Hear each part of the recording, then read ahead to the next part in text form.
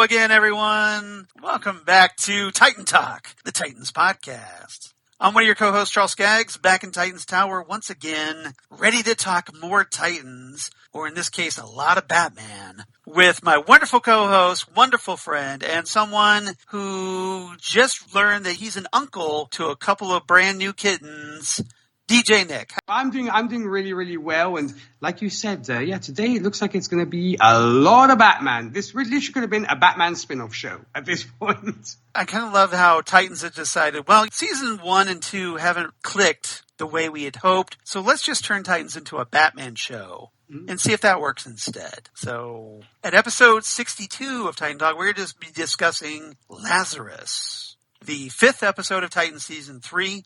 Hard to believe we're already talking episode 5. And this came out just a couple of days ago on August 26, 2021. Written by Brian Edward Hill, who is also a comics writer. He recently finished up a run of Batman and the Outsiders for DC. And he wrote the previous episodes Together, Asylum, and Bruce Wayne from Season 2. And this one was also directed by Boris Mojsowski. And he directed previously the Season 2 episode, Atonement. So before we get into everything else, Nick, I have to know, what was your reaction to this episode? Because essentially what this was the much-needed backstory of how Jason Todd died, came back, and created the Red Hood identity, and hooked up with the Scarecrow. Well, if I'm not mistaken, Charles, we're already at the halfway mark here, because I believe it's 10 episodes for this season, if memory serves. I think it's 13. Oh, okay. Well, then we still got a bit to go. Doom Patrol, I think, is only going to be 10 this year. Okay. Yeah, but so here is my thought. I guess I'm enjoying it. This episode was good because it filled in the narrative gaps. I did have some problems towards the end, which I'm sure we'll probably get to. Yes. But other than that, I enjoyed it. Maybe, as I often tend to bring up, some folks might have been a little bit upset that there was a lot of talking and barely any action in this, unless you count, what happens towards the end and some pieces here and there. But I think it was very much needed. We got the introduction to a couple of characters, which I'm sure you will enlighten us on here shortly. But yeah, I thought it was a pretty solid episode, all things considered. But yeah, I did find myself kind of pulling some threads here and there, as we wants to do when it comes to Titans, as much as we love this show. But no, I consider myself pretty satisfied at this 5th episode. Sure, what were your thoughts? Well, we're still looking for that perfect episode of Titans. Fingers crossed, maybe someday. But this one, it was definitely needed. There were a lot of questions that we had. There were boxes that needed to be checked here. And this episode definitely provided a lot of those answers to what we've been wondering. How did Jason hook up? Why did Jason betray the Batman secrets to the Scarecrow? Things of that nature. And the problem, though, with this is, again, this is supposed to be the Titans. This is a Titans TV show, not a Batman TV show. So this episode, even though it provides much needed backstory, it's very frustrating in a way, and I think this was, it let down some fans online. I was checking the online reactions that some people were frustrated because the other Titans were not featured. Very well said. We didn't even get to see Dick Grayson in this episode. It seemed like it could have been an episode of Gotham. Yeah, pretty much. It would have fit right in with that show. Kinda. But yeah, it was good for what it was. And I thought this was one of the better episodes we've received this season. And I'm sure, there are a lot of Batman Red Hood fans that thought this was great. But I think they're offset by those Titans fans that were like, okay, let's, we still haven't gotten Donna back yet. We're still another episode without Raven. Yeah. This is episode 5, and we still have not seen Raven at all. Yeah, and we're almost, if it is 13 episodes, we're almost towards the halfway mark. Right. And 2 of our main Titans have not even been referenced at all, except for maybe in passing. Yeah, we know that Blackfire is in play now. So there's a lot of things that probably should at least be hinted on here and there. But I guess they felt that, Brian Edward Hill, the writer, thought that, well, I guess we should just devote everything to addressing all these questions about Jason in this episode. I actually wanted to pose a question to you, Charles. Do you think this would have worked better as the first episode of the season? I'm of two minds about that, because obviously I think a lot of this chronologically takes place. But I think the reason they try to tell this through a flashback because that's essentially what this episode was. It was It a is. flashback episode that I think they wanted to kind of tease some things and create an air of mystery so that when they finally revealed the details here at episode 5, you can go, oh, that's what they were hinting. Why. Yeah, it's like, oh, now it makes sense. Yeah. It's like a Saw movie where you find out all the intricacies of in particular the first Saw film. Yeah. But as you pointed out earlier before we started recording, is that I kind of had a lot of this stuff figured out. So, you nailed this. I don't really had any firsthand knowledge of everything, but it just seemed like that was the way to go. Maybe it's just because I've read a lot of Batman comics over the years, like since the 80s.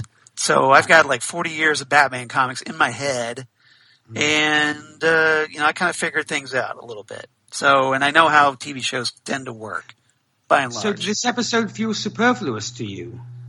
No, because I think a lot of people needed this. I think a lot of people needed to have this story explained, what's going on with Jason, because I think a lot of fans, they haven't read the comics. All they've seen are, maybe they saw the Batman Under the Hood animated TV movie, or, like they know things here and there. They might not have an appreciation, or, maybe they have some knowledge, but maybe they don't have others. Like maybe they don't know who Leslie Tompkins is, and that's a character I definitely want to talk about. Unless you'd watched Gotham, I suppose. Yeah, if you watch Gotham, they're probably confused. Like, why isn't she called Lee?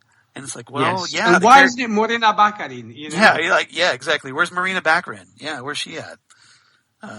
But that's okay, because I thought the actress that played her in this one, Krista Bridges, did a pretty good job. All right. So, since we're on that topic, we get the return of Ian Glenn as Bruce Wayne in this story, although albeit, again, in flashback form. We still don't know what happened after he went a little cuckoo for Cocoa Puffs and may or may not have killed the Joker. Yeah. No follow-up there yet. But we did get the introduction of Krista Bridges as Dr. Leslie Tompkins, who wanted to mention because she was in episodes of Heroes Reborn, the revival of the NBC series Heroes. Mm-hmm. She was also on episodes of Suits and The Expanse. So if you're fans of those shows, you might have recognized her, perhaps. And we also got the introduction of Eve Harlow as Molly Jensen, who somehow apparently is friends with Jason, and we're just now finding out about this. Okay. So it's Titans again. It's like, oh, hey, here's this character who seems to be pretty tight with somebody, and we're just now meeting them for the first time. Okay. We'll roll with it. But she's been on episodes, of Agents of S.H.I.E.L.D., where she played the character Tess. And she was also on Heroes Reborn, interestingly enough. And she's been on some other shows, including Fringe, which is a particular favorite of mine. Love Fringe. Missed that show quite a bit, especially John Noble as Dr. Walter Bishop, who was fabulous. One of my favorite characters of the past 20 years on TV. And let's do some LSD. He would have gotten along with Scarecrow probably. Yeah. And she was also on episodes of Caprica and the movie 2012. Mm-hmm. So just thought I'd mention there. Trivia. I didn't get to talk about this with you. Do you have any trivia you'd like to share?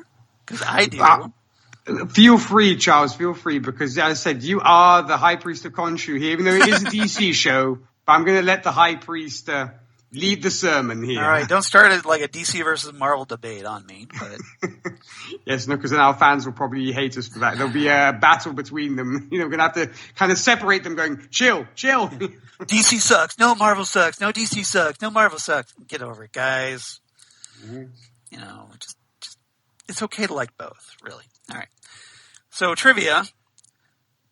Dr. Leslie Tompkins was created by writer Denny O'Neil, who recently passed, I'm sad to say, and artist Dick Giordano, and first appeared in Detective Comics Volume 1, number 457, way back in 1976, where she was depicted as comforting the young Bruce Wayne on the night that his parents were murdered in what was originally known as Park Row.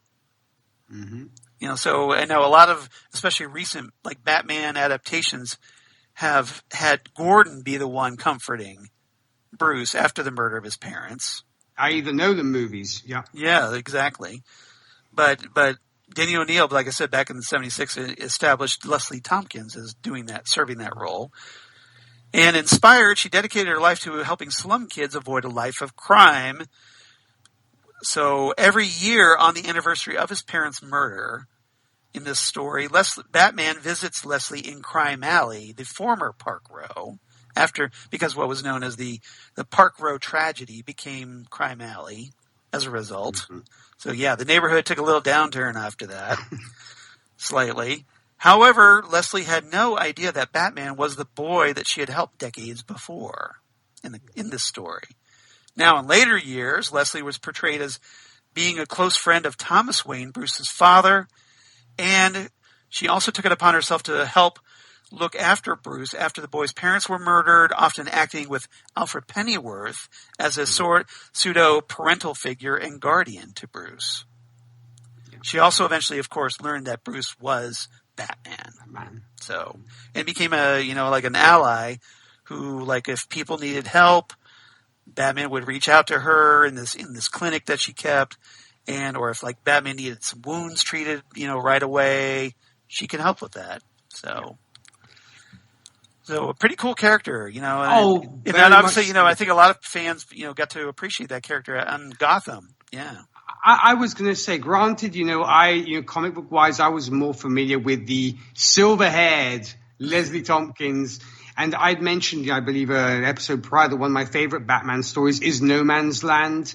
And Leslie Tompkins has a huge role in that, obviously managing the MASH sector. Yeah. And that's one of my favorite that's why I love No Man's Land so much, because it gives everybody a chance to shine. But hey, at the same time, I'm not complaining that Morena Baccarin is playing Leslie Tompkins, I'm just saying.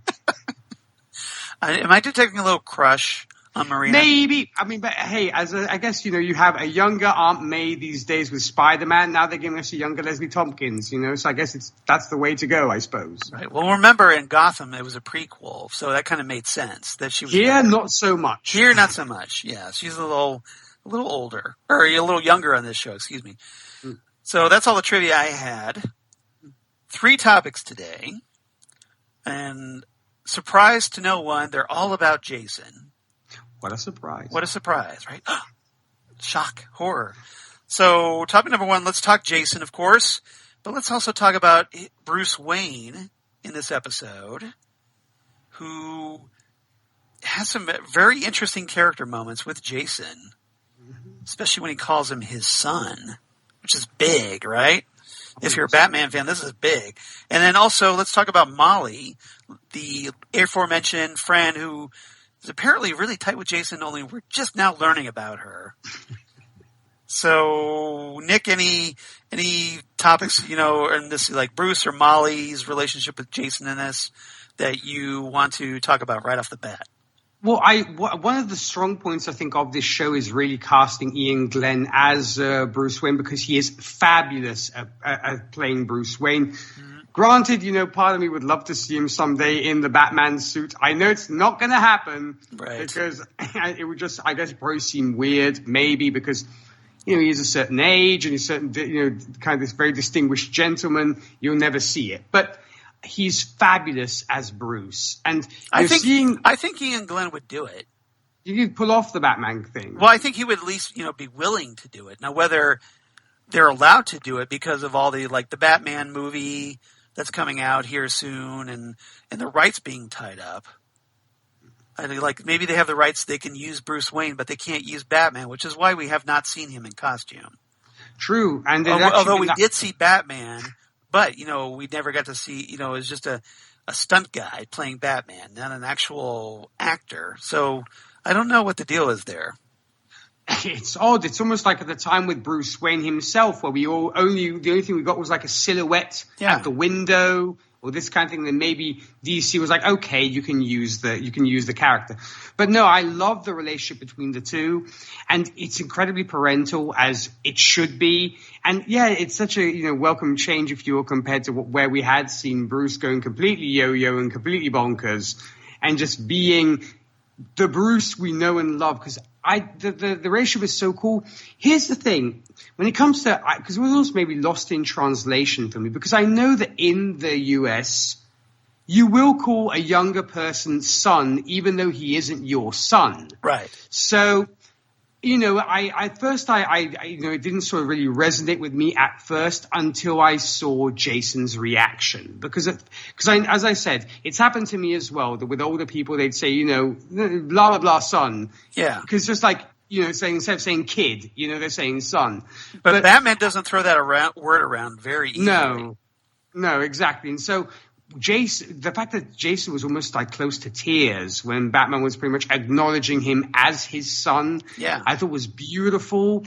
And it went to show you almost how close the two actually were before things unraveled towards the end of this episode, when we find out, you know, obviously that Jason goes down the dark path and such. But I really have to, you know, tip my hat to both Karan Walters and T. Glenn for doing such a great job. Yeah. Because there's barely any action. It really shows off how good of an actor you are. And so I really have to say it was fabulous. I loved it. I was heartbroken. I believed it. It was beautiful. Molly, yeah, as you said, where the heck was she prior to all this? I don't know. But okay. Yeah, I'll buy it, I guess. But she really is a sweetheart. She's obviously I can see why Jason loves her so much and why she's so near and dear to him, because I think she really tells it like it is. I think that's what Jason appreciates about her most, is she doesn't sugarcoat anything. Yeah. And she's the only person who really seems to get him, if you will. And so I thought it was a brilliant thing. And also, of course, towards the end of the episode, he spares her. He's not going to go after, because like, she's one of the good ones that I'm not going to touch. Yeah. And you can maybe think that partly she inspired Jason to actually pursue the Red Hood thing, because she says Batman only takes care of the rich people, which I kind of wanted to call BS on, because it's not true that Batman just takes care of the rich people. Yeah. In the early Batman comics, maybe it was true, but as the comic progressed, he wasn't only about the Vanderbilts. He was also about Joe Schmo down the street as well. No, because if like there's a poor family that's being attacked on the street, yeah, he's going to help them. Exactly. He's not going to say, "Oh, you're not rich. Yeah, Screw exactly. you." Like, he doesn't go flying around off of rooftops going, show me your credit card. Can I get what's your bank account balance? Like if you don't have that platinum MasterCard, sorry, can't help you. But it's interesting. It made me think, as I said, of the early Batman comics where Batman was mainly helping out the rich and powerful, like the Vanderbilt Diamonds or whatever it was. It wasn't like the guy on the street. That came later, but it was just a weird comment for Molly to make. Yeah, it was. Maybe she sees him as like elitist for whatever reason. I think that's the thing. But she's but at the same time she's got a beautiful heart, and she seems like one. I'd hang out with this girl, and for once, they didn't, should we say, knock us over the head with the fact that she might be a lesbian or she might be bisexual. I was so glad. It was just, are you still dating Sheila, I believe it was. I can't remember if that was. And she's like, nah, she's not the one. I might go back to dating boys. And I was like, see, that's how it should be. You don't have to make a big deal about you not being, it's... If you wanted to, I really apprecied that. You like that it was casual reference. That's how it should be, I believe. I mean, I don't know how you feel about that, Charles, but I really enjoyed this. Yeah. Well, I think it's very touchy, because I think on one hand, I get what you're saying. I get that, but on the other hand, I know that there's a lot of people want to feel represented. Mm-hmm. So I get that too. So I'm kind of both minds about it a little bit. I think it depends on the context. Whether it's if it's just too over the top, like hey, we're going to shine this big spotlight. Hey, this person's gay. That's my point. It's like, look how progressive we are. We're showing homosexual people, heterosexual, but it's about the character, not the fact that you are showing how progressive you are. Right. But like I said, I also get the fact that people want to feel represented. So. Totally. So I think that, there's a delicate balance there, and it's up to the writer to handle that with finesse and not just be so overt, and blatant about it. But have it, be relevant to the story that you're trying to tell. That's why I thought it was so well handled here, because it's like, it's totally cool. It's not like, oh, look at us. Look, we have characters of all, races and sexual orientations and stuff. It's, that's just where I feel. I think I appreciated that. But yeah, I like these characters very much. And yeah, what were your thoughts, Charles, on these, what we got here? Well, one of the things I thought was interesting, especially with Bruce. So with Bruce, it seems like he actually learned after talking with Dick about how Dick felt about how he was treated under Bruce's care as the first Robin. So it seems with Jason, he's trying to actually address his mistakes, which is, for one thing, very rare because, let's face it, Batman hardly ever admits that he makes mistakes. No, exactly. Especially to himself.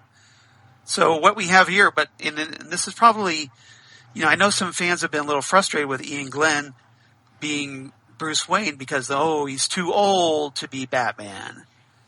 But the character they're presenting here is an older Batman. So we're getting to see that maybe this older Batman reflects on his life and the choices that he made when he was younger and actually has regrets in a lot of ways. And he's determined with Jason, at least he tries to give that impression here, which I was really glad to see, by the way, that he's trying to do things differently with Jason. He's trying not to make those mistakes. Unfortunately with Bruce, he's making all new mistakes perhaps, but he's at least trying to be better. And it's like the parent who has, multiple kids. Like, we made some mistakes with the first kid. We're going to try and not make the same ones that we did with the second kid, if you will. I'm speaking as, the elder of three. So I totally get that because I kind of was like, should we say the guinea pig? Because obviously my parents were new at what they were doing. And obviously with my sister, they'd learned a little bit more, after she came along. So I kind of see what Bruce was doing then, the point you were making. Well, maybe Bruce is going, well, especially after the events of last episode that we talked about last time, that maybe Bruce is thinking, well, okay, maybe I don't want to have, like, Jason running for his life from a wolf and be forced to behead a wolf, because maybe that might mess him up. Maybe that wasn't the thing with one kid. Yeah, like maybe that wasn't the best idea of parent. Like maybe my parenting skills could use a little refinement, perhaps after that. So, here he's looking out for Jason because he realizes Jason. When this episode, the flashback portion starts, that Jason's having nightmares. He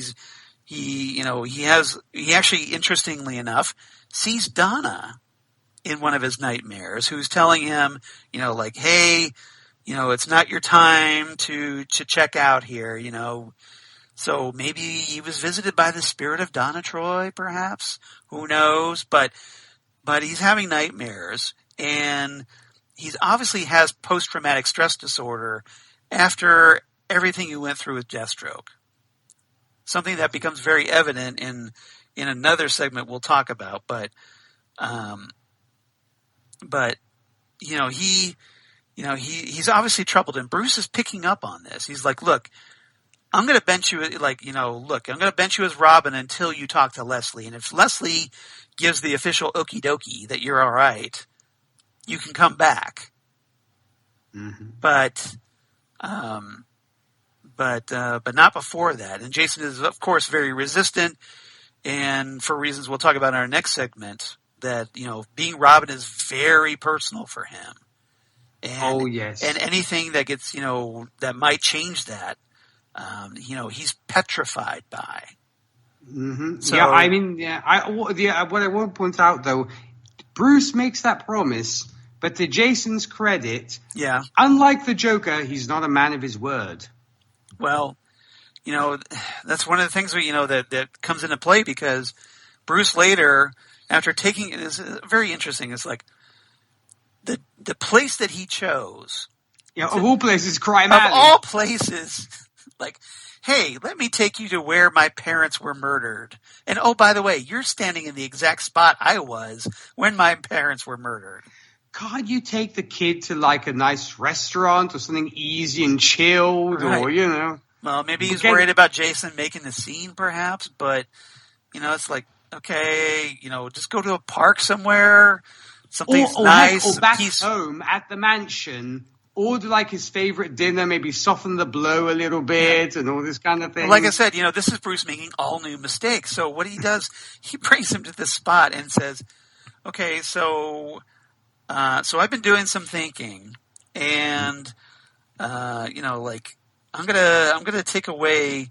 You know, you're not gonna. I've realized that, you know, I was pushing you into this, and maybe Bruce is approaching this from like, look, I really screwed up here with you because you're obviously deeply affected by being Robin. You know, you're being traumatized here, and so essentially, you know, I'm responsible for that. So I'm going to try to correct my mistake. Mm-hmm. And, you know, like I see it driving you to self-destruction, and I don't want that for you. I saw what it did to Dick. So therefore, you know, you're not going to be Robin again, which is, you know, Bruce being kind of clueless about how much Robin means to Jason. It's his whole sense of identity, as we find out. Yeah, it's like, long story short, you didn't make the team. That's the way I think Jason sees it. It's like, you didn't make the cut. You came to summer camp, you didn't make the cut. Well, you know, his first reaction is like, well, what, you know, did Leslie talk to you? Mm-hmm. You know, she tell you what was, you know, that I should be benched? And Bruce is like, no, she didn't. But Jason doesn't believe him at this point because he feels betrayed. Yeah. He's very hurt. Which, as I said, reinforces how attached he is to being Robin and how much being Robin means to him. Yeah. So it's a big deal to him, and, you know, he doesn't take it very well, and Bruce probably could have handled that a little better. Just saying. Yes. Yeah, to his credit, though, you know, he says some very comforting things. He says, you don't have to wear a costume to be my son. Mm-hmm. And he keeps referring to him as a son, which was great because he did adopt him.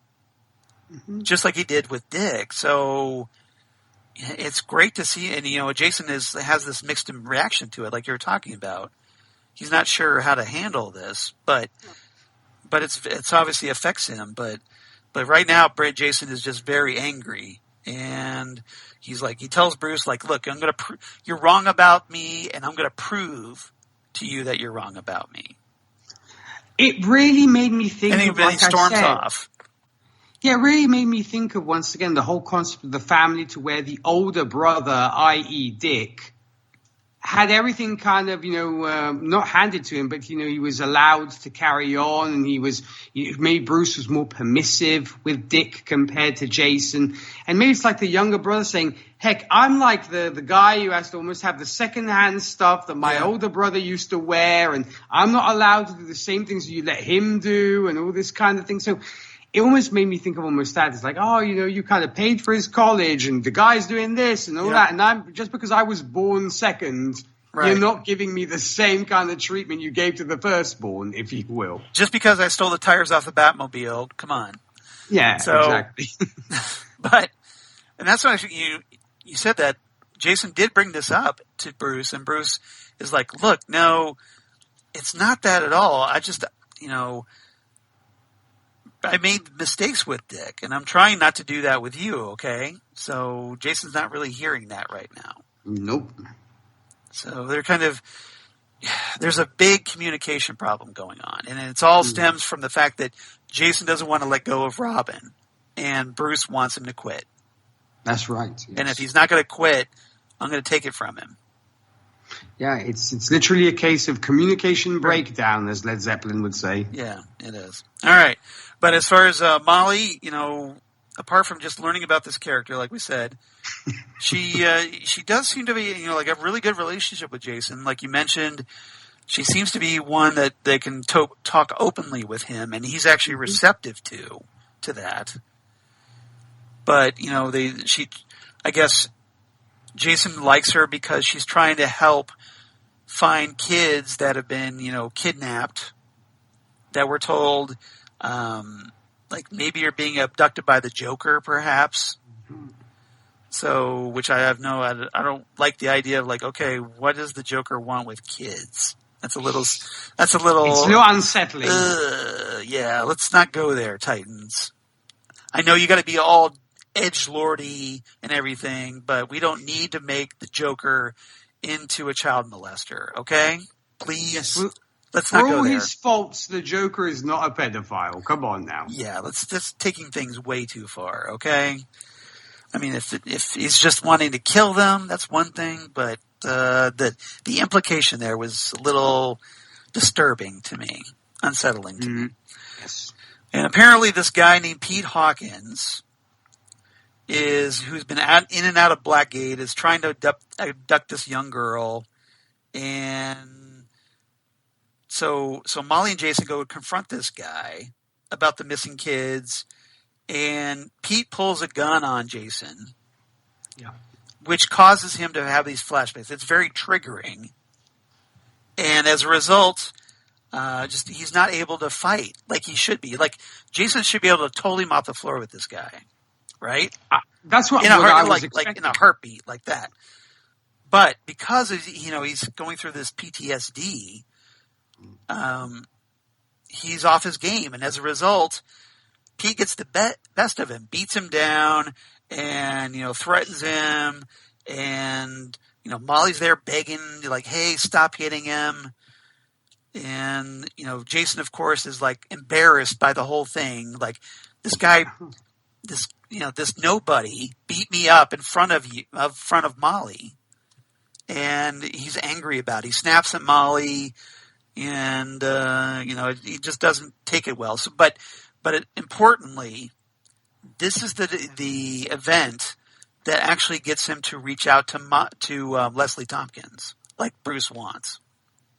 Yes, I mean, I think that really is the event that makes him open up more, if you will, because, and I'm sure we will be discussing Leslie here shortly, but I think that's kind of the gateway to where his relationship with with Leslie starts. Yeah. And the heck, even Bruce obviously notices the cut on his cheek, and obviously Jason dismisses that. I fell off my bike.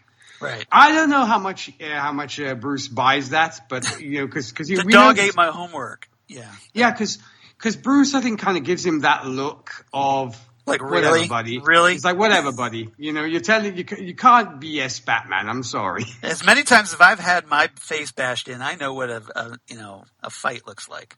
Come on. Yeah, and not to mention, as I said, I'm only the world's greatest detective. Okay, I figured it out. Yeah.